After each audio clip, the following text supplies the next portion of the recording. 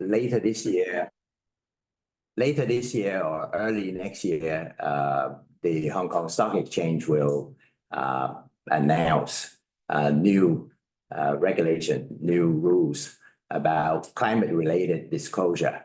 So I think this is very important for Hong Kong to maintain its attractiveness as a global capital center. Because if you don't have that disclosure improvement, it's difficult for more capital to be channeled to Hong Kong for deployment around the region.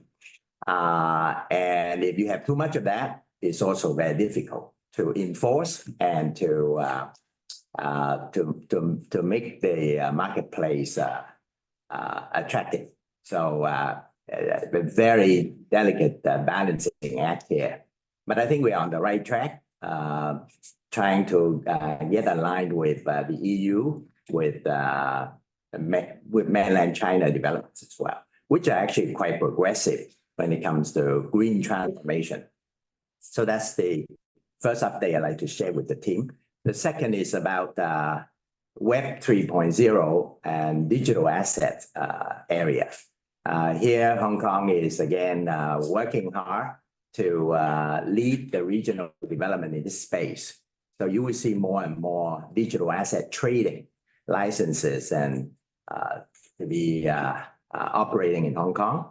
And we are also in the middle of stable coin development. Yeah, and now at the sandbox stage. Later on, you see more application of wallets and so on. So digital assets will be very important in terms of facilitating more trade and investment in the region, because digital means cross-border already. So that's the second development. The third development is family office policy implementation. So Hong Kong now has 2,700 family offices based on one estimate. I guess there are another 300 or 500 more are coming, particularly from the Middle East and Europe. So we have a vibrant family office ecosystem being developed here in Hong Kong. And each one of them not only wants to get into green investment, but also digital assets and also regional investment opportunities. So I think this is good development for Hong Kong to get more capital allocated and cross-border. And I think the fourth opportunity, which I think is quite interesting, and that is in Hong Kong, we see already the launch of our public investment platform called Hong Kong Investment Corporation. So it's a bit in the context of other sovereign funds, throughout the region.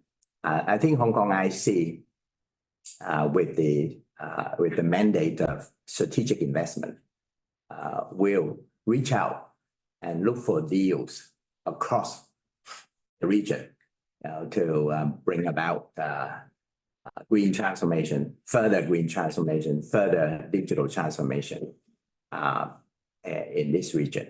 So and that has a regional implication as well. It's not because Hong Kong is too small. We're only 7.5 or less than 8 million population. So that should be good for the broader region, the PBEC markets.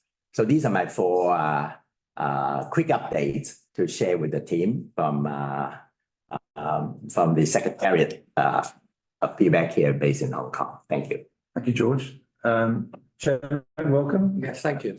And maybe I could ask you just to say a few opening remarks, welcome remarks, because we have about 15 people online. Sure. Thank you. You're in the Hong Kong. My apologies for being a couple of minutes late. It was beyond my control. I apologize. Thank you, George, for your update. Just a couple of updates from my side. Thomas, who, by the way, has got He's got a bill from a tax man in front of him, so his business must be doing. Is that winding up order or a tax? No, chasing a salary tax. The fact you're getting paid Yeah. shows that business is going well. Okay. But actually, why I jest with our friend Thomas is, the first thing I want to raise is had a very interesting session. The ousted, I think is the best way to describe it, chief executive of the Hong Kong Stock Exchange had a very interesting session with the community who've been on the listing committee for the last 20 years. And he raised about Latin America.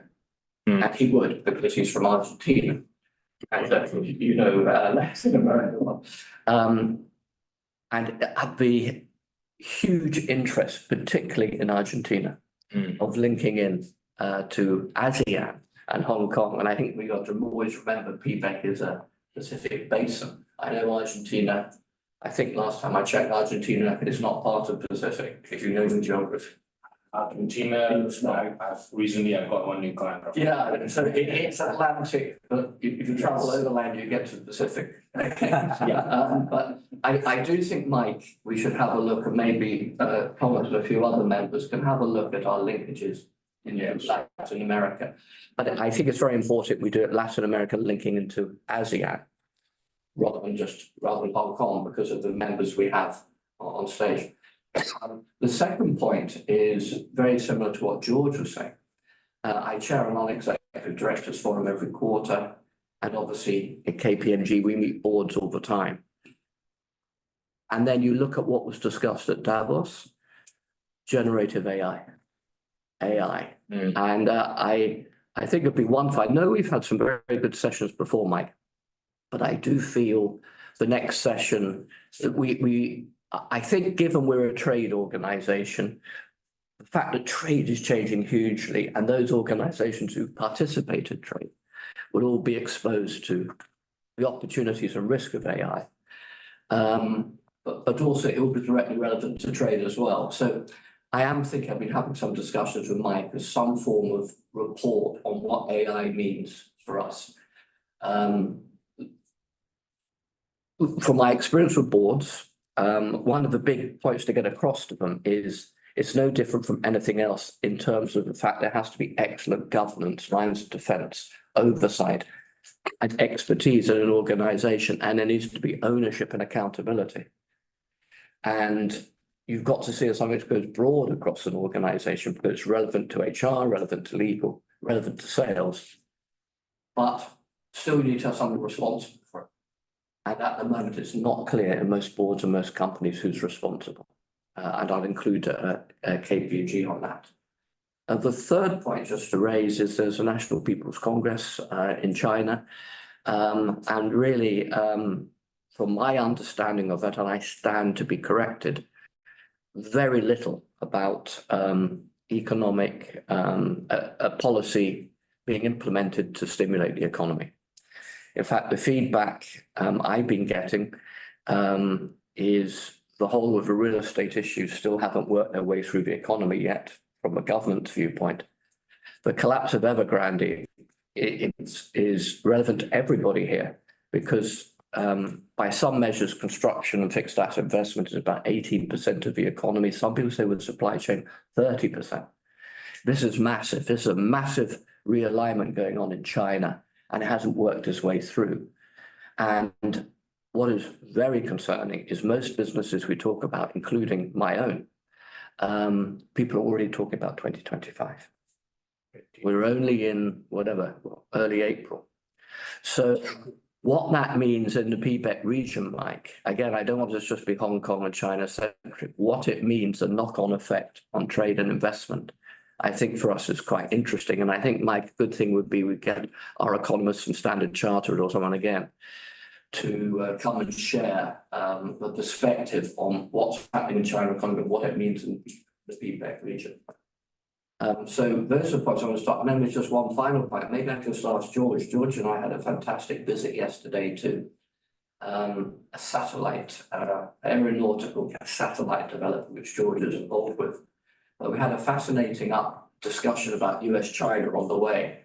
Yeah. And George, really interested, maybe I could stop now, but forgive me, just ask you just for 1 minute to share your take on where you think US-China is now, because it has an effect on absolutely everything we do at PBEC and everybody in the room. Yeah, yeah. Thank you, Chairman. Morning, Anthony. So, well, I mean, that's a big topic, but I'm sure we have a lot of experts around the PBEC table for sure. Just two quick thing about our recent policy implementation in Hong Kong, and that is a new industrialization program, meaning precision manufacturing, advanced manufacturing, smart manufacturing, and so on.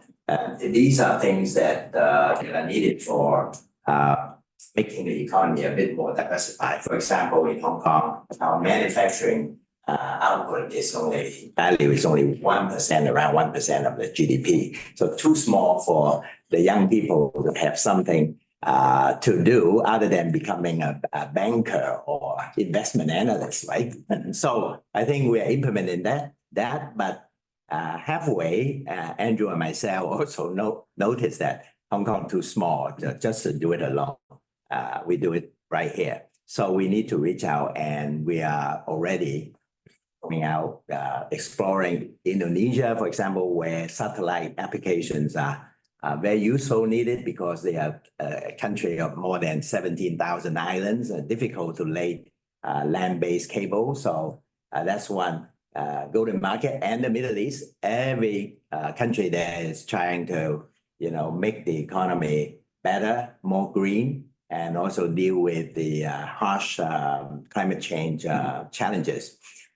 But in that reaching out, we see that it's important for Hong Kong to benefit from the US-China improvement, right? But right now, it is happening.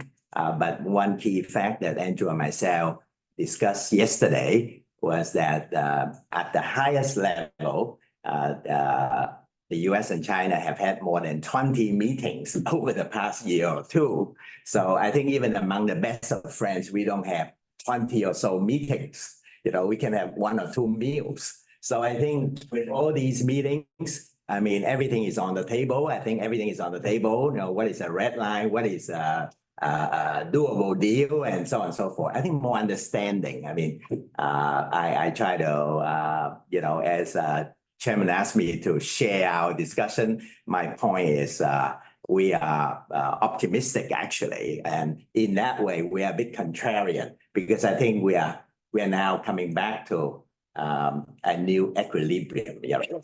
Try to get that win-win space. It's not a zero-sum game. And I think it's not just G to G, it's people to people, P2P, it's B to B, business to business. So we have multiple layers of connections and understanding rather than just G to G. Because G to G, I think right now, it is what it is. But we are positive and we are optimistic, but it takes more champions and private sector diplomacy, track to diplomacy, like PBEC, to add to the progress. And I think Hong Kong will be useful to help as well, because after the recent legislation of enactment of our national security law, I think Hong Kong now, the general environment is, the atmosphere is, let's get back to business and let's implement what Mr. Deng Xiaoping said before, keep on going to horse racing, Andrew, and, enjoy parties and make more money. I think that's the spirit in Hong Kong now, I hope, as reflected in the past week's parties and so on, surrounding the Rugby 7 and Web3 and Wealth for Good private banking, family office events.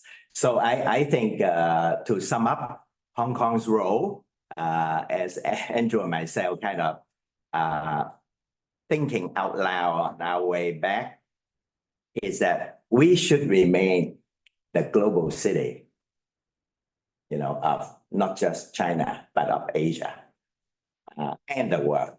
And that is, we should strive on doing value-adding, constructive, win-win business.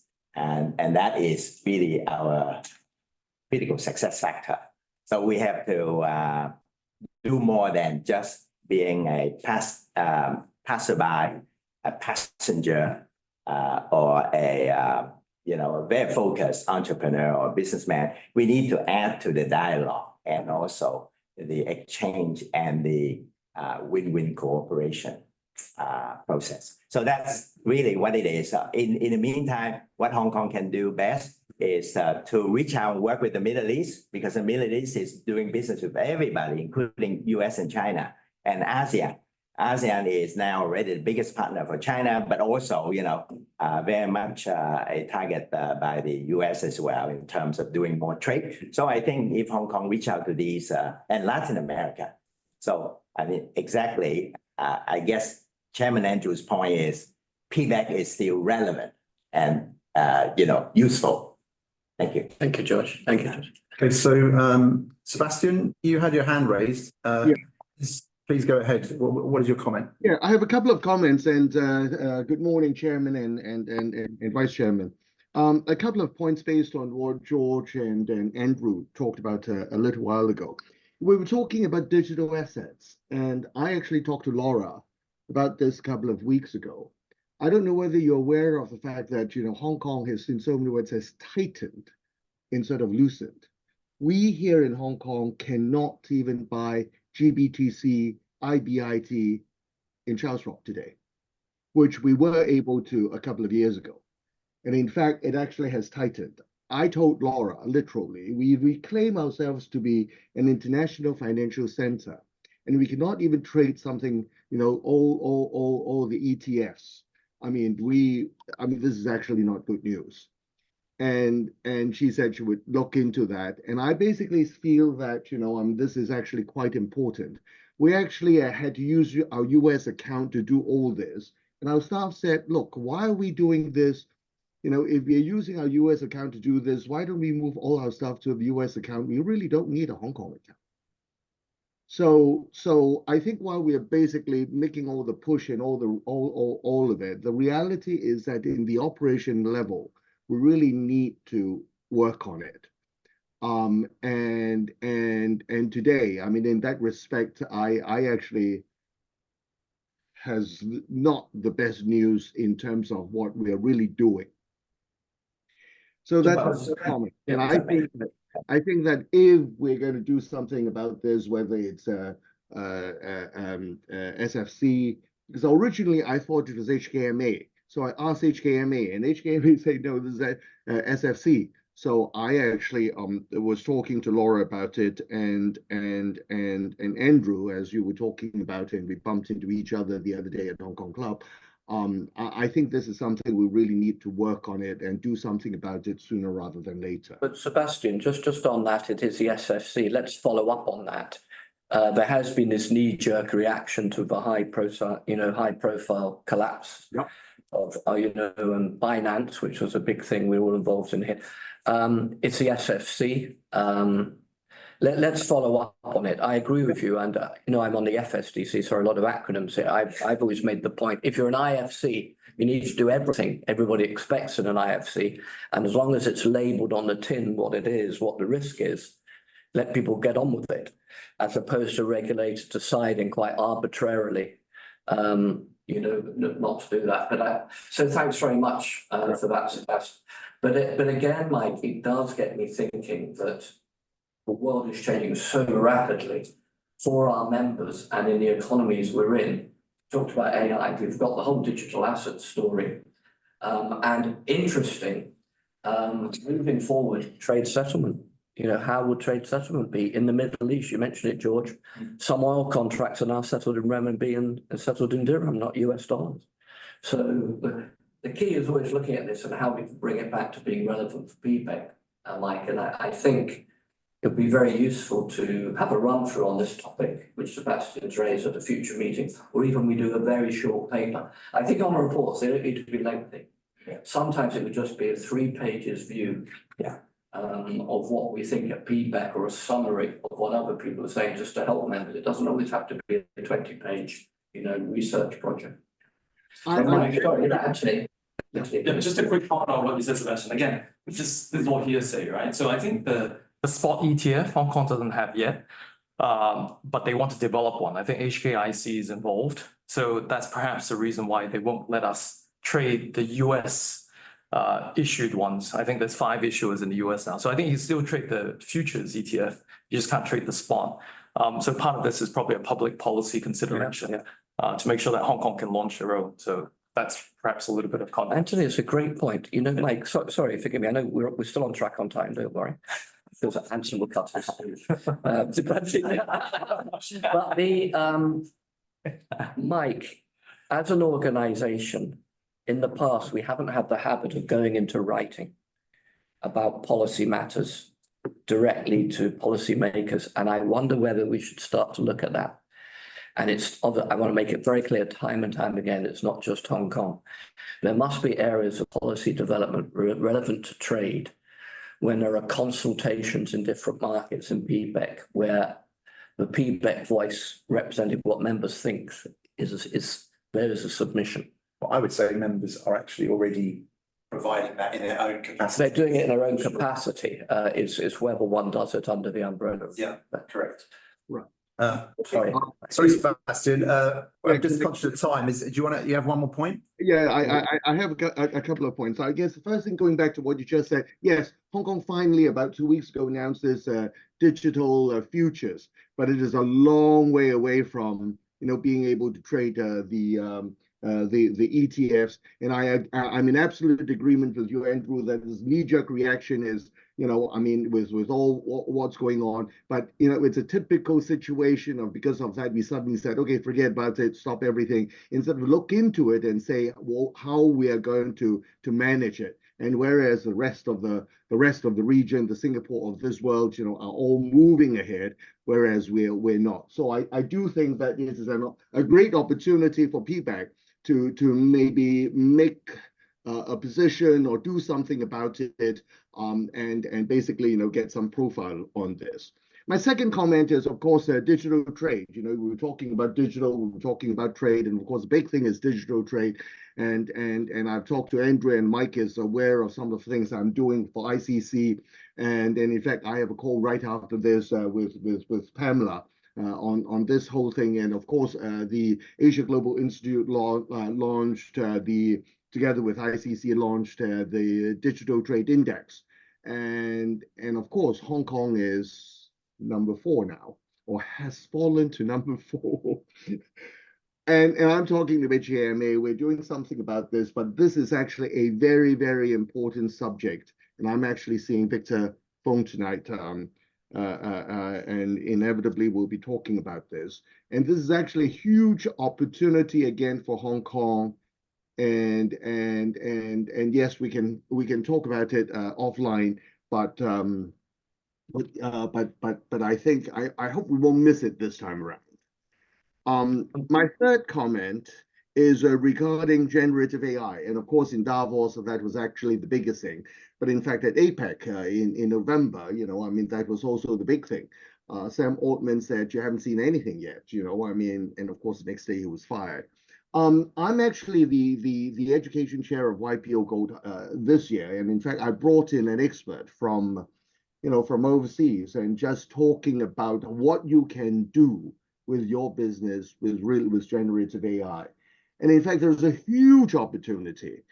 Every single company, while we are talking about in a very peripheral sense, all the buzzwords about generative AI, how many people really know how you can use generative AI to help your business? And in fact, there is something that can be done in that area. The business opportunity is huge. If there are some people who can basically come into your office and basically say, look, this is how you can do how you can use generative AI to help your business, as opposed to just, talking about it in a very peripheral way. So these are my few comments. Thanks for that, Sebastian. Thank you. Okay, so moving on, Mr. Chairman, if I may. I think what we might do is, instead of watching a video now, maybe just quickly bring in Anson here, because we're talking about AI and it's really relevant. And Anson, I'm not going to speak for him, but has been involved in this area already, moderating, interviewing various characters, in particular Zach Kass, who's the former OpenAI. And maybe over to you, Anson, just to give a few comments on that. Yeah, thank you. Good morning, everybody. Great to be here at the PBEC meeting. I had the great privilege of meeting up with Zach Kass. And for those of you who don't know Zach, he is very much an AI futurist. He was working with next to Sam Altman. He was the go-to-market head at OpenAI, and he was in Hong Kong about 3 weeks ago. And George, the great news is all the events, conferences are coming back to Hong Kong. We had a conference hall full over at the Hong Kong Convention Center. So there was a lot of questions around AI, what's happening, are we safe? I think there are a couple of very quick sound bites I wanted to share with everybody. Zach basically said that he gets asked this question, are we going to be okay all the time? His view is we're not going to be okay, we're going to be great. Because he's been looking, for example, at every industry revolution across the ages. And his view was that we will see a 50% increase in productivity. We are going to see a significant move. There are a lot of articles out there talking about the demise of millions and millions of jobs. His views is, yes, some of those jobs are going to go, but equally we're going to create the next generation of data scientists, for example. He was talking about, when do we expect AGI to arrive, which is artificial general intelligence. And again? AGI.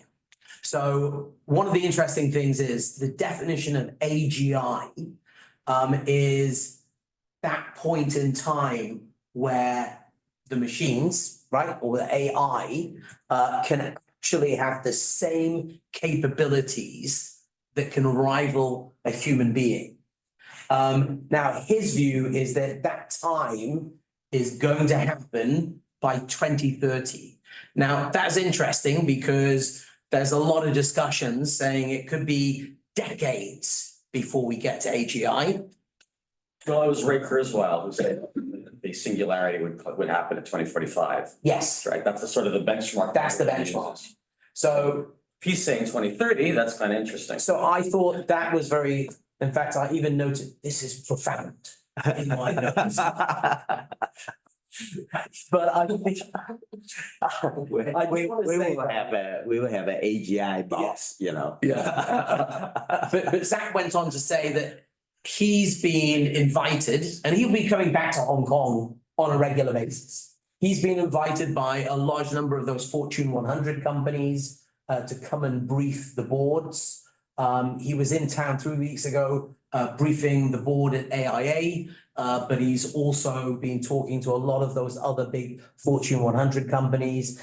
He made a point saying AI is very much a scientific pursuit. But he said, if we start to kind of combine all these AI brains together, we are hopefully going to see a new spirit of collaboration. Now, again, I think he recognized that there are also geopolitics, George. Yeah. So we do have to navigate the China-US tensions. But he also talked about there being, having discussed this with Sam Altman as well, he said that we are going to see an exceptional future. He said an abundant future. But he said the future is going to unfold much faster than we have anticipated. He talked about the fact that machines will be able to execute those commands for you. He says we're going to spend much less time on physical devices. And he made a prediction. One, he was saying that IoT devices, there's going to be around 35 billion IoT devices by 2025. But he was also saying that he expected that I predict no one will use an Apple 22. So I thought that was quite interesting. Anson, is he characterizing it as an industrial revolution? Yes. And he would call it what, the fifth industrial revolution? I think he was kind of aiming towards that, yeah. Andrew. But he was saying that we are going to see this new world of wearables, which is going to be very exciting. But he also said that things could go wrong. I think he talked about the fact that you know, that there was a couple of really interesting points where he said human failure is accepted, machine failure is not accepted. So that was something that he talked about. Likes his sound bites. He does like his sound bites. But he said another interesting thing. He said your jobs are going to change early and often in the future. So he said you've got to identify the displacement. Again, he was asked a number of questions around, will AI kill me? And he said, definitely not, because of course Hollywood is going to kill us apparently. But he also talked about that it's no longer when you should adopt, but what you should adopt. He was concerned about the digital divide because he did say that we could potentially see some economies really advance, some economies potentially not. But he also talked about, interestingly enough, traditional brands are actually going to benefit, right? Because it's around trust and purpose. And so those traditional brands, you know, he said that is something. Now, he talked about 5 key messages, 5 key areas that AI is going to support us on. Vision, wisdom, courage, curiosity, and empathy. And he said, you have to embrace the change with optimism, not fear. He talked about AI-powered tutors, AI-powered doctors. So all in all, some very positive, I think some positive sound bites. He's going to be back. He will be coming back to Hong Kong, I think in the next 3-4 months. I would love to get him into a PBEC session if we can. I'll see if we can do that.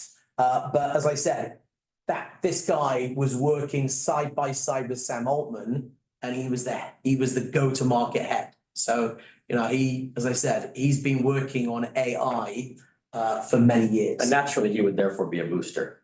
Yes. Well, yeah, naturally, he would be a booster. This is his stock and trade, right? Yeah. Of course, he's gonna say, Of course. it's gonna be amazing, it's gonna come now, and it's gonna do everything except the kitchen sink. Yes, of course, yes. Of course he would. He would say that. He would say You that. know, having heard it, sorry, I think it's excellent.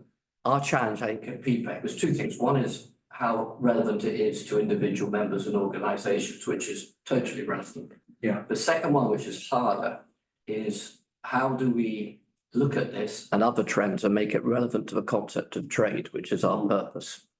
And I think Anson, maybe a few of us could reflect on it, because and give a steer on this to the members. What does this mean for the world, people trading in a Pacific Basin economic? What does it mean for the way trade is done? Maybe the way trade is settled. Yeah. And I think these themes are good. It's rather like what we did on sustainability, Mike, a couple of years ago, and we're still doing it. It's not just sustainability per se, it's what it means if you're trying to do business. Yeah. And with trading partners, and are the government policies in member states of PBEC which are relevant to those trading? I think 2 elements is the follow up there, and then hand over the floor to Joseph, because I think we might change tact in a second. Yeah. But the 2 points I want to raise from Anson's comment is I didn't hear any mention about mental health and also social complexities or the dynamics changing, because we're already seeing a major issue, especially because of the pandemic and then the post-pandemic continuation, is in the teenagers age group, the addiction to the devices has become pretty extreme. Parents are really struggling to get their kids onto non-gaming, non-device activities in a what we say, a prolonged sessions. And I know this is far away from what PBEC does, but I think when we're looking at the future of employment, the future of work, it's so crucial to like getting the mindset right for working hard. You know, our generations, you know, we always look back, we always used to complain about our own parents' generation, moaning about us. But it seems to be, there's too much of this, like it's going to come easy. The device and the machine is going to do it for me. And it's like, actually, well, there's still people that actually have to make the devices.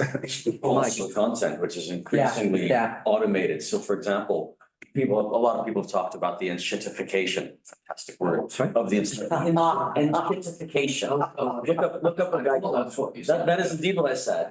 I didn't make it up. It's a chap called Cory Doctorow. If you don't know of him, look him up. It's not my term, but he's talked very convincingly about the enshittification of online services, particularly social media. Now people are starting to talk about enshittification of the entire internet through AI generative content. Yeah. Particularly if you want to put your kid down in front of, you know, the iPad, then there are millions of hours of absolute dross available, which have been created in the last few months by generative AI tools.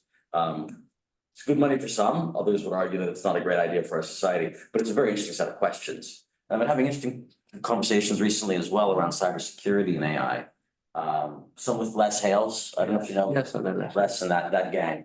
So there's some interesting questions that are being raised. It's definitely an impact. It's back to your point, Mr. Shannon, when he talked about, well, I think it's Sebastian raised it, that people need to come in and actually explain how these things can help benefit you. I think even parents need support on how they can, you know, restrict their kids' access. And, you know, it's not everybody knows all of these things that are available. So Mike, just hearing his comments, I think a role PBEC can play on all of these are mega themes. What do they really mean? Not enough people articulate what they really mean. I mean, it's wonderful, your story, Anson, in terms of a change agent talking about the potential stuff. But in practice, what does it mean? And I always go back to our friend, Vice Chairman Lester's comment about how to support young people. And what here's an opportunity to engage with young members of PBEC, Mike, in these concepts, and an opportunity also in impacts of public work, you know, how people behave, and the risk and opportunity it brings to young people is, you know, the next 30, 40 years of work is going to be extremely different. If we can identify particular sectors where there's a lack of skills, a lack of people. So for example, I've been having a lot of conversations recently, sorry for those who are not in Hong Kong, but about the construction sector in Hong Kong, and just noting that there is a video by Miguel. I had a similar set of conversations around the lack of construction capability in the Philippines, where there's a massive shortfall of housing. And, you know, one question that people are asking is, how can we use new tools to deal with the problem that there is a global war on now for not just people who build things, but people who design things, right? Saudi Arabia has taken a lot of the talent in construction, engineering, architecture, design. We've got in Hong Kong, just Hong Kong alone, a new blueprint for major infrastructure. I'm sure many of us in the room would be familiar with 3 new metro lines, a bunch of new roads, et cetera, over the next 15 years. We literally don't have the ability to build and design this stuff because of the war on talent. Hello, fellow PBEC. So, you know, there's one set of, one group of people that we need, and maybe there's a technological play there, an AI play there. But I'm sure that translates to other industries. So maybe that's the PBEC conversation. I think so. And Eli, the other interesting thing is Zach did actually talk about the societal challenges as well. Just going back to this point, it's very linked to Eli. This digital divide, I mean, one interpretation of the societal one is, I remember a few years ago, a very prominent business leader said, one of the biggest inequalities moving forward will be between, and it was at the time of COVID, I think I mentioned just before, is those people who understand the world we live in and its sheer complexity and are agile and able to interpret it and work their way through it, and those who can't. This is a massive divide. It's part digital, it's part education, and I think again, Mike, it goes to our young people. We've got to have a look at how, from a PBEC perspective, We can link this in, I think, to some of our younger members in the organizations they have to make sure they have a fair chance. If I may just, sorry, one more thing then on the digital divide question, across PBEC, we've got a number of emerging. There's a lot of conversation now around AI and how it concentrates capital. So a digital divide in terms of capital and concentration of wealth, right? AI is not being built and used by the poor or by generally small companies. It's being created by very large, very well capitalized organizations and used by the richest people on the planet. So it is helping to concentrate wealth at a time when wealth inequalities, as we all know, are already pretty exacerbated. So what are the effects then for PBEC economies? Indonesia, Philippines, Vietnam, growing, young, emerging economies. That's another question. You're actually doing at the economy level. Yeah. And in terms of trade for PBEC, but also the people there who themselves are not as rich, right? Yeah. By and large. Okay, we'll be talking about what's coming up because we're visiting Vietnam and Malaysia next week. There's a few hands up in the audience online. I'm just concerned, again, monitoring the clock. I am noting it, Raina and David, that you both have comments. Maybe I could just ask you to hold those thoughts towards the end of the meeting, and we'll get back to you because I want to bring in Joseph Fung, if I may, who's our guest today, and really welcome him. He's representing ABAC Canada, and just again for those who joined a bit late, ABAC is the APEC Business Advisory Council, which is the business arm of APEC. Each member state appoints 3 official business representatives, typically for a 2+ year term. And then they go into that organization and help on various tracks, maybe something that's of passion. So without further ado, I want to hand over to Joseph just to introduce himself and tell us a little bit more. And I know we're changing track from AI, but he probably has some related topics that have come up even in the food security area with that. Thank you, Joseph, for joining us today. Well, thank you, Michael, and thank you. I do. It's a pleasure to be in PBEC, and thank you for this opportunity where I can actually share a little bit more about what's happening in APEC, because I think there's a lot of overlap between 2 institutions over here. Now, the conversations around AI, it's very exciting, and in fact, I think it's echoed as well amongst the member economies within APEC.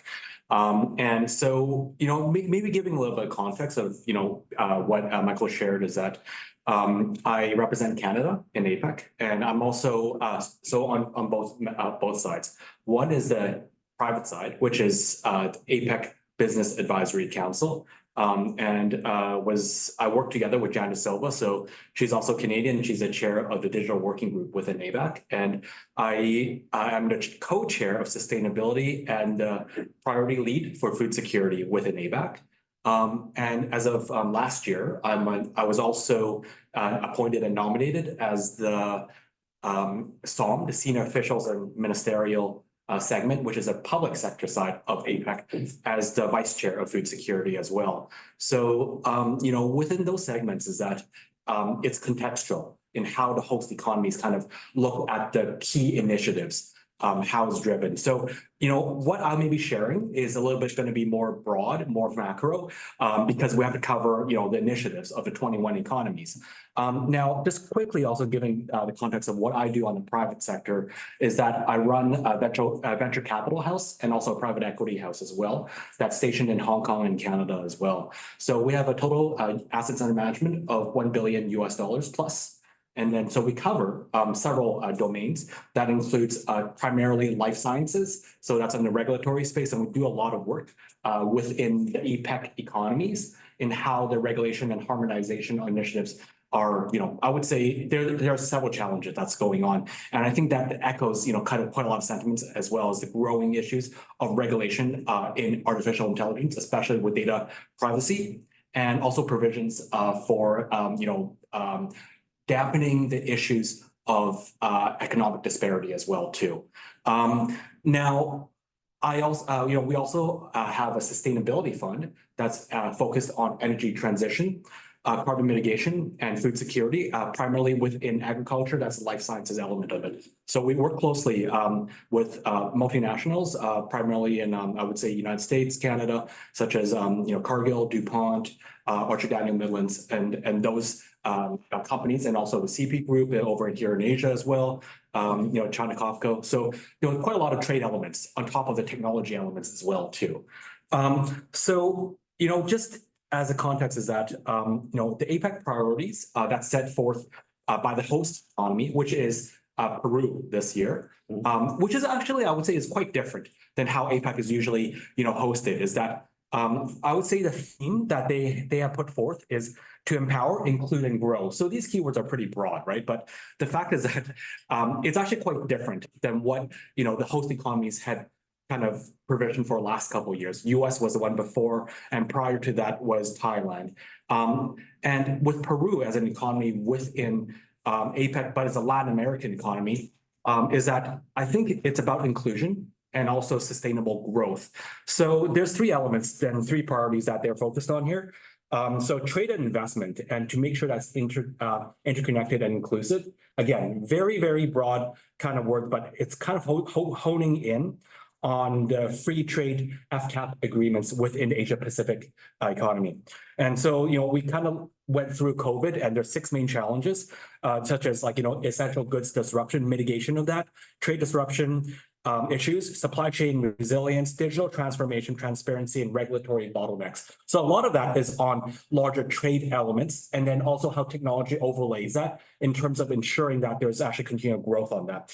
Innovation and digitalization, that harkens more for, the deliverable on, as economies around APEC are getting formalized into the digital economy, how do you make sure that is done in stepwise and not to be left out? Again, this is a very much of a Peruvian initiative, but it also folds into the digital economy where I would say that prior US has driven for in terms of expanding that and also setting forth regulations that are very clear and transparent. Last part, sustainable growth. This is the largest element, which is I would say most in line with the prior initiatives that's hosted by APEC.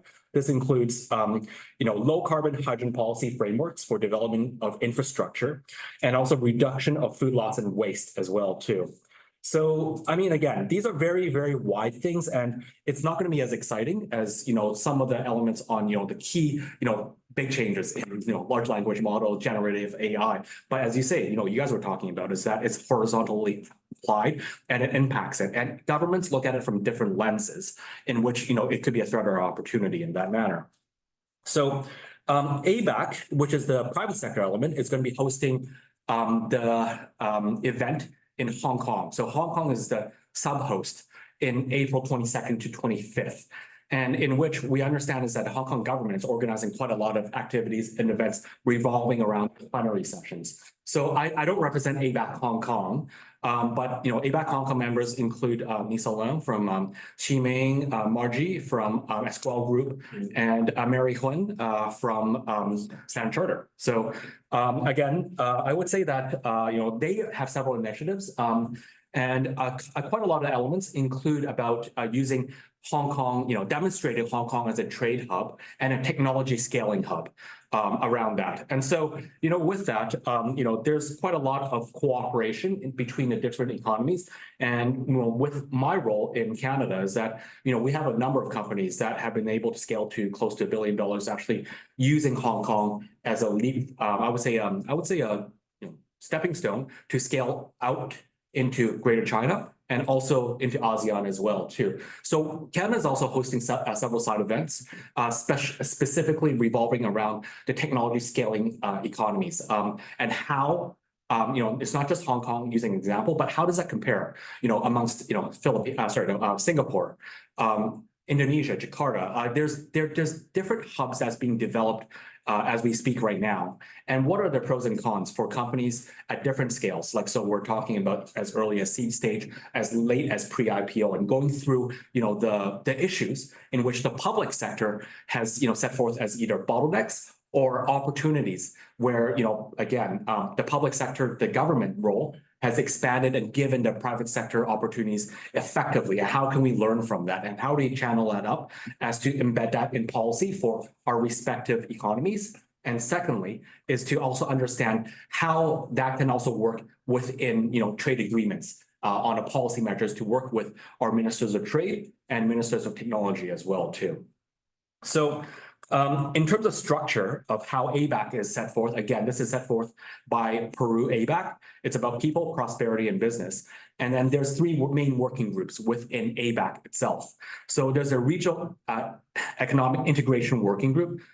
This is more about, harmonization with WTO, harmonization with RCEP, CPTPP opportunities, and then also developing that within the APEC context as well too. So a lot of that interfaces between the ministerial meetings and SOM, and also the ABAC private sector side and how we channel that up in a coordinated effort to actually make sure that not just only the conglomerates within the APEC economies are represented, but also SMEs as well too. The second part is the sustainability working group, the one that I'm more involved in.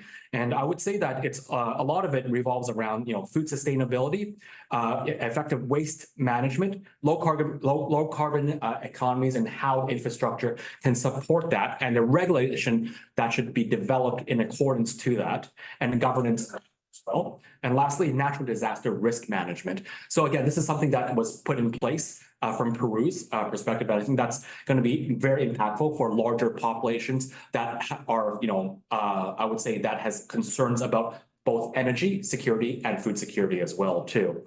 And then lastly, there's also the Human Development Working Group that's been changed. It's a lot of it's about how pensions and health systems will be supporting a larger population as it transitions from different jobs. As Anson was sharing, is that the pace of acceleration of the shifting nature of how jobs are created and destroyed is going to be accelerating.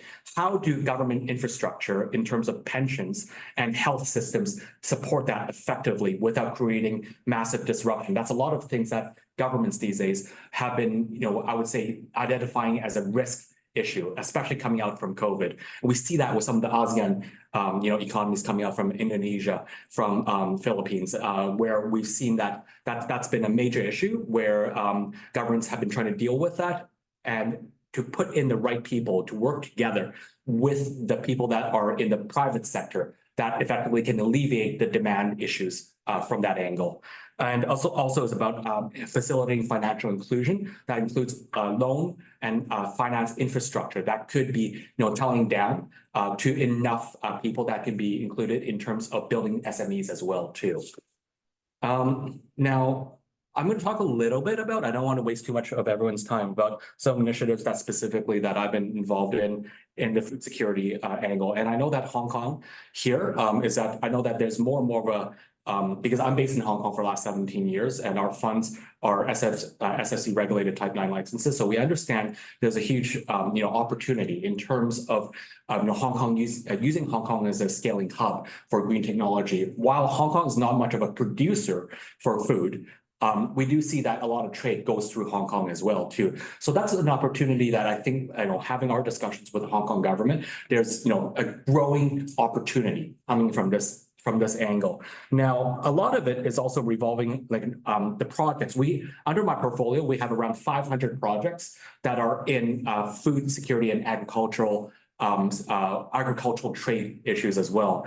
And one of the main initiatives is about agricultural technology development within the regulatory framework of ensuring that, the governance structure of different, economies around APEC is actually caught up and understands the risks and the opportunities, and they can actually act as a true facilitators and a bottlenecks for that. So we see it a lot in, alternative protein development, Singapore taking a lead in that because their economy is also not a main producer for the, traditional protein production. They see that as an opportunity, but we also see economies that tend to be a little bit more protectionist, especially coming out from, Canada, US, Australia, Indonesia, Philippines, whereby they have large, export economies on agriculture. But then there's also the conglomerates themselves that are heavily investing in piloting opportunities in food security and agricultural technology as well. And ancillary technologies such as, satellite imaging development, was it systems management using artificial intelligence? Those are things that are very transformational. And I mean, we work closely also with several of the consultation groups such as BCG, McKinsey on a development of that to ensure that it's actually in lockstep as well between the public and private, because we have identified that's a huge gap in there. Lastly is that within my role on the SOM side is the ministerial side, is that within, again, food security, there has been a huge gap between, again, like what I was saying earlier, is that there's a lot of individual and bilateral opportunities where the conglomerates themselves, such as, again, like, Cargill, Nestle, Danone, around the world, that are the ones that are driving the initiatives. But what we see is that there's all going to be more fragmentation, especially coming in with technology as, I would say an enabler for medium and small scale companies to be disruptive in there. So we see that, again, we work with McKinsey on some of the research development is that, in the last 30 years, the pharmaceutical companies in the life sciences field have been massively disrupted due to the market understanding and taking larger risks in technology implementation. Likewise, this is happening in the energy sector and also in the ag sector, which is very salient in terms of how, regulation, how policy should be also developing in tandem with that. So this is a very high level kind of encapsulation of what we're doing. And I do hope that I can help answer any questions. If anyone's interested in drilling down more about APEC on both the SOM side, the private sector ABAC side, or on the food security side as well, too. So thanks very much. Thank you, Joseph. Joseph, fantastic. Thank you very, very much. Yes, definitely. Maybe we can have a further conversation offline. It's fantastic. Really, really good. Very interesting what you mentioned about food security. Just sharing a story from our own world at KPMG. Globally, I run our asset management practice, which is funds, sovereign wealth funds and others. And very interesting, there's a new initiative now it's basically cross-sector on food security and how capital can be deployed in a way to address the food security issue, which of course, food and drink, if you excuse the expression, for what you do on a daily basis. But this linkage of capital into the food security story and agricultural development hasn't been fashionable before. That's right. Or hasn't even been thought of. And what it is very interesting, the more you look into it, very quickly you get into biodiversity, all of these things. And it's a whole new paradigm on investment and probably trade as well. Right. Yeah. Yeah, I think I agree with Andrew totally. I think I just add one more opportunity here, because when I was chairman of Cyberport, we were involved in setting up a food tech cluster. So that means food tech, yes, protein, alternative protein solution, enhancing and so on. Green food, things like that. I think Anthony knows a lot about that. Now, Hong Kong is also responsible for more than 1/4 of the total food export from Japan. So we are excellent in terms of certification, in terms of stamp of endorsement, because Hong Kong's rule of law, our IP, and so on, transparency. So I think food security in Hong Kong, the testing and certification business can be a big opportunity. And I know there are some startups, some entrepreneurs now are trying to do more when it comes to eggs, chicken, and plant-based food offerings. Perfect. I will ask the food tech guys to contact you for help. Yeah, and I'm glad to know that KPMG is very involved in that. I think this is where professional services are needed, because it's all about trust, right? It's all about if you apply digital technology as well, you need the IoT, you need the all these things, blockchain, traceability, and you name it. We're trying to get it here, but I'm glad that you're focused on that. Yeah, because it's very difficult for food tech to talk to a generalist from a VC fund because they don't know enough about food security. And there's not that many VC funds in late stage in I just want to mention we've got Anna Lin on online as well, who's CEO of GS1 in Hong Kong. GS1 obviously does a lot in this space around trustworthy traceability and actually policy recommendations to governments. There's a bit of a hub, Anna, right?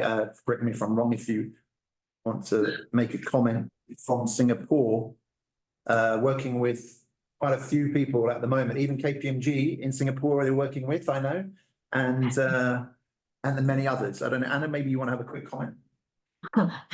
Thank you, Mike. Well, a couple of comments on the food security. Actually, I'm also on the PPFS of food security. PPFS is the private public partnership PPFS that on food security. Policy partnership for food security. Yeah, I forgot the full name. I think one of the program under PPFS for security is that because under ABAC and APEC a few years ago, we already have an initiative called the Global Data Standards to support supply chain connectivity. We have a very successful, at least 5 pilots, cross-border pilots. I won't go into details because public report is available. But based on that, the PPFS has also adopted GDS, Global Data Standards, as one of the initiatives because as George and a number of members said, I think food tech includes also the technology for the food itself, the product, but at the same time, digitization of the entire food supply chain is also very important. And hence, this is one of the initiatives. And your other comments, Mike, is that on the other hand, we are also very active in collaboration with KPMG across the Asia-Pacific region to more, again, on the retail insights, the latest trend. Obviously, AI is one of the, not just in Hong Kong, we have been doing this for a number of years of trying to monitor the consumer as well as executive trends on the use of technology, whether we're talking about cybersecurity, AI, data. I think Anson would remember this jargon, and we are extending it to the region, to the entire Asia-Pacific region this year. Actually, we will be launching it to the press event very soon, probably in late end April or May. And thanks for sharing that. Actually, without this, so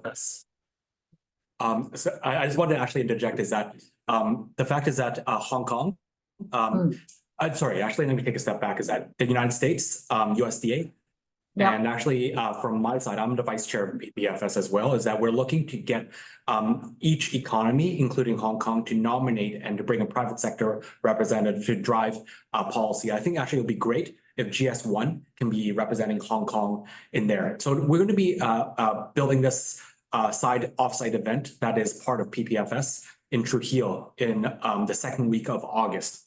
So the Hong Kong government, I think the ministers will be there. And so we have circulated that just last week. So it'd be great, again, if there could be more revolving around a technology implementation and supply chain issues, because that's one of the biggest factors that we're going to be trying to cover in Trujillo in Peru this year. Can we perhaps, Joseph, can we take it offline and discuss more details, how, we can collaborate? Yeah. Anna, thank you very much. So maybe I'll check with Mike, on email connect first, or maybe WhatsApp, something like that. Yeah. So thanks, Mike. Mike, thank you very much, Anna. But Joseph, really, really stimulating and interesting. We need to carry this forward. Mike, I'm acutely aware that Rainer and I cannot see other people asking to ask a question. Can we do that, Mike? Yes, sure. Before people start to slip out. Yeah. Rainer, can you? Thank you. Go ahead. You have the floor. Can you hear me? Can you hear? Yes, thank you. Okay. Actually, we talk about AI in common industries. So if you look at Hong Kong as such, you have a very prestigious neighbor in Shenzhen, which is BYD. So I'm focusing on not large industries. My background is 40 years Siemens and car manufacturing in Malaysia, and I'm a German in Malaysia, by the way. So so focusing on the car manufacturing industries, formerly into car making in Germany, of course, of the big brands. US is a bit behind. So now it's taking the lead, China. So since January this year, BYD took over the #1 position in China and replaced Volkswagen. So why is it so? Because these guys going totally for autonomous manufacturing. They produce cars like crazy, of best quality. And if I say their car making quality is close to Mercedes quality, because as you know, and that is quality management should be an issue for this round of people as well. Why is Geely the #1 quality car maker in China? Because they learned from Mercedes as a 10% shareholder. They learned from Volvo as their own company, the best quality management as a predictive management, quality management platform. So in other countries, we are talking about developing countries, they're still on the reactive quality management mode. So quality management is a key factor for success. So how can your immediate neighbor in Shenzhen, BYD, be so successful? The people, if you talk to the people, it's not about AI only. AI is a resultant of data mindset. So if you don't develop enough data mindset with the people across the whole organization, you may fail. So AI is not a plug and play fruit you pluck from the tree and make use of it and plug and play into your organization. You need to have data mindset. So you have to understand the value of data. You have to learn the basics of data literacy. You have to embrace curiosity and ask questions. You have to develop analytic skills. You need to seek for data-driven opportunities. You need to foster in your organization a culture of data, and so forth and so forth. So if that is across the company, not a value creation issue, which is the growth engine inside your organization, then it can happen that SMEs may not be competitive. So I'm not sure whether in Hong Kong there are SMEs as a part of the vendor landscape for car makers in the neighborhood, but in other countries, SMEs need to be competitive in terms of using AI as a common sense. So that means that would be an extra round to me to develop an idea how to support SMEs as a growth engine for bigger economies in the whole world, especially in Asia Pacific. You know, Rainer, it's a great point, and it's developed more deeply, the point a couple of us were raising about AI and the role on trade, companies, young people. It's the SME competitiveness point. It's an excellent point. So I think, Mike, Anson, there's a lot of takeaway from today on what to do next from a PBEC perspective on AI. Thank you very much, Rainer. Thank you. Thank you. And just to make one other comment. Sorry, was it Dave, Mike, who was still at there? Sorry. Yeah, David, you wanted Dave, was it you had your hand up earlier as well? I just want to make sure everybody who had their hand up does have the chance to speak. Let me do this very, very quickly because Rainer really touched on my point, but let me say it a little bit more simply. There's two things. You were asking the question, what should we do about AI? Obviously, people need to watch the space, look for trends and tools, and that's generally the activity that's going on is what most of you talked about until Rainer brought that up. The next thing that everyone should be doing, and I'll just put it simply, they need to get their digital act together. Because AI is not going to come in and change everything to the better. It's going to amplify what you have in place. So you need to set up a modern work environment. You have to figure out how to do it securely and how to manage your people. So those are the two things. That's all you need to know about IT. Get your digital act together and keep an eye on the market and see what's useful. That's it. Yeah. Excellent, Dave. Very good. Thomas? Yes, if I may, I would like to share a few points with everyone, including those are online, including one member from Mexico. I would like to share with everyone that you know, there are a lot of companies in China now wanting to go out wanting to go out specifically, you know, to Brazil and to Mexico. So from a personal standpoint, I will be organizing a seminar next Monday in Guangzhou, well attended by people from Invest Guangzhou, well attended by people from CCPIT, well attended by people even from the Mexican consulate in Guangzhou. So why organizing this seminar? I think there's a role for Hong Kong to play and also for PBEC to play. Is that, you know, if we bring Chinese companies going out, these Chinese companies going out to Mexico or to Brazil, presumably they would like to use Hong Kong as a hub to step into the soil of Latin America, because Latin America would like to sign contracts with a Hong Kong company. So if PBEC can play its role, you know, in this emerging market, it would be wonderful. Next month, I'll be sending one of my staff in Colombia to Peru, because I have clients in Peru, because basically Peru will be organizing APEC Peru in 2024 this year, all right? So if I can fly the flag of PBEC in Peru, just tell me, Chairman, all right? So talking about, I heard someone mentioning about mental health just now. Mental health, right, correct, is correct. I'll be bringing a delegation from Australia, another emerging market, you know, next month to attend the Global Health Summit organized by TDC. I'll be bringing a delegation from Australia with a lot of health tech companies, basically about 10. Okay, why Hong Kong? Because Hong Kong's population is aging and China's population also is aging. So it's a very good chance to bring in foreign, you know, health tech companies, you know, technology companies to Hong Kong, you know, using our hub concept, you know. So that is one point I want to share with everyone. And lastly, about a lot of people talking about AI.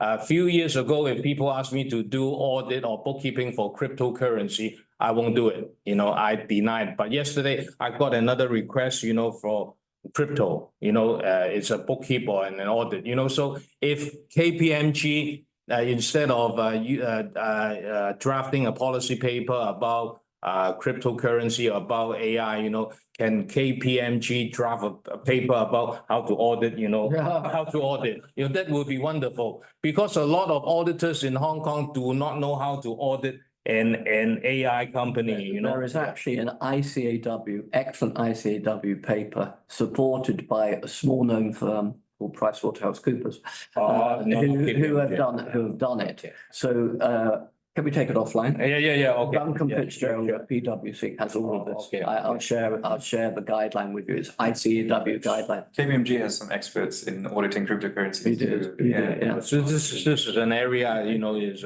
drawing a lot of people's attention now. And on Friday, Cyberport will organize the Digital Economic Forum. I'll be attending also, you know. So that's Fred online and from Mexico just wants to say where Fred. You have the floor. Can I go? Can I go ahead? Well, thank you very much. It's a great pleasure to be with you in this meeting. And one thing that I would like to address and like to really reinforce is the logistical side. I don't see too many subjects regarding logistics in our meetings in the Pacific Basin Economic Council. And logistics is extremely important these days. The supply chain is very stressful these days. For us in Guadalajara, Mexico, Hong Kong is a key area, is a key port, is a key consolidation port for us. We depend on Hong Kong in order to export high-tech products for $25 billion this year. If we don't have all the supplies that we are receiving from Hong Kong, we are not going to make the $25 billion exports to the US. So believe me, it's extremely important to reinforce what I would like to see from the logistical point of view. I would like to have more information. I would like to have more negotiations. Normally, we have a lot of meetings in terms of trade, we have a lot of meetings in terms of environment, but too few meetings in terms of logistics. And in terms of logistics, we have several parts of Asia that are not really into the system that we would like to have. We don't have any connectivity, direct connectivity from Japan to Mexico in cargo. I'm talking about cargo. I'm not talking about passengers. It's the cargo area what I really care about. And we have from Hong Kong, thanks to Cathay Pacific, 7 jumbo jets flying a week to Guadalajara, and sometimes we have 8 jumbo jets coming to Guadalajara. We have 4,500 tons a year of supplies coming from all over the place around Hong Kong, from mainland China and from several countries in the Southeast Asia region. So believe me, for example, I would like to see in the case of the Trans-Pacific route that we have, I would like to have opportunities to touch Canada, to touch Edmonton in this Trans-Pacific, because if I have this connectivity with Edmonton coming from Asia and going down to Guadalajara, Mexico, I will have more trade with Canada. Currently, all the flights, mostly all the flights that are coming from Asia, they stop in Anchorage. We don't have any trade with Anchorage, not you and not us. So why don't we change that technical stop to Edmonton so we can have more trade and to improve the trade that we have with Canada? But that means that we need to work on the logistical side point of view. We have some kind of negotiations with China in terms of the sea-land opportunities for Chile, for example. But this sea-land MOUs has been pending for more than a year from the Chinese customs authorities. We need more, we need a faster response in order to improve the trade that we have between Chile and China through Mexico, and this will help, you know, to really reduce the costs and improve the quality of the products in the marketplace. That's what I would like to share with you. Thank you. Thank you, Michael. No, thank you, Fred. It's very poignant. Thank you very much. Very important points, Freddie. Joseph, just thinking on the Latin America spectrum from your side, this resonate very much with you? What Fred's saying? Yes, logistics. Yeah, correct. And in fact, my latest news that I got is that China Southern Airline, they will be having a first flight, you know, directly to Mexico. So this will be in competition with Hong Kong also. So I think PBEC should play its role to advise, you know, the government not to rest on its laurels, you know. So we have competition even from the mainland, even though I'm Chinese. But I think these very serious points Fred raised and Mike we need to take forward. Joseph. Well, when you brought up Canada, I work in addition, the Prime Minister's office is also with the Minister of Trade. And in fact, the Edmonton Airport, what actually you brought up, is actually trying to develop as many cargo routes as possible. And being that, you know, Canada, Mexico, US is under USMCA, parts of the revisions have actually impacted a lot on it. Was it the advanced industries of, well, I wouldn't call it advanced industries, it's an automotive industry. And a lot of the movement has actually been going down to Mexico. But then some of the parts and labor make sense in Mexico to be exported back out into the US. But then, you know, in the Canadian side is that I think the Canadian Ontario government is very keen on doing this developing supply chain for EVs. And to use that as part of the battery development supply chain and to export it back out using maybe the corridors of not just Toronto, but also down in the west in Edmonton as well. So that's something that, you hit on something that's actually quite important for the Canadian government to work with. And I think, if you have any representatives coming from the trade side in Mexico, I think we can get a meeting out from there as well. I'll put you in touch with Fred. Fred is our main contact there. He's at the Guadalajara World Trade Center. Right. And he's absolutely passionate about traffic rights and especially between China, Asia, and consolidation hubs. So he knows absolutely everything about cargo, traffic rights, fifth freedoms, historic agreements that haven't been utilised. And it just needs sometimes a push at Prime Minister's office, for instance, to move it in a bit ahead. So I'd love to connect you guys. Right. So Fred, I've noted that. I'll put you and Joseph together. Fred offline, okay? Okay, look, we've got about 5 minutes left of the scheduled meeting. If I may, Mr. Chairman, I just want to touch upon a couple of things that PBEC is specifically working on at the moment. One we touched upon earlier around climate disclosures. So here on the screen, for those of you online, you can see a brief summary of some of the points that are coming out of our upcoming report, which is due to be published next month. I won't start reading it all out, but it's all there. You know, net zero versus carbon neutral, science-based target initiative, physical versus transitional climate risks, integrating climate and emissions in materiality assessments. One second. Computer's frozen for a second. Linking executive incentives to emissions KPIs, partnering with NGOs by country. And then there's a few sort of notes here of which countries are leading or behind in which areas. But obviously, we're not going to share everything with you now, otherwise you won't read our report. But there's some highlights there around Japan, Korea, China, in the areas of scope 3 reporting already, where China potentially lags at the moment, emission measurement methods of scope 3, and mass movement of ESG integration in the supply relationship management across Asia. So there's some really good themes coming out. And I guess the whole purpose of this is to provide a clear understanding of the level of ESG development and quality across industries and specific APAC economies versus its peers. So unlike ESG rating reports, which rely on scoring systems and rankings, our analysis delves into the details of each company's reporting that's publicly available and offering more comprehensive insights and trends using ChatGPT AI tools in order to analyze the data scraping that we've done. So I'm really excited about that. And I want to thank our supporters in advance, which is Heinrich Foundation. I hope we also GS1, we're talking about that to get them involved on it as well. KPMG, obviously, and ICAEW. So thank to those guys in advance for that report. Next week, actually from tonight, I'm in Vietnam. We have the Horasis Vietnam-China meeting next Monday, Tuesday, or Sunday, Monday in Binh Duo, which is one of the largest industrial parks just outside of Ho Chi Minh.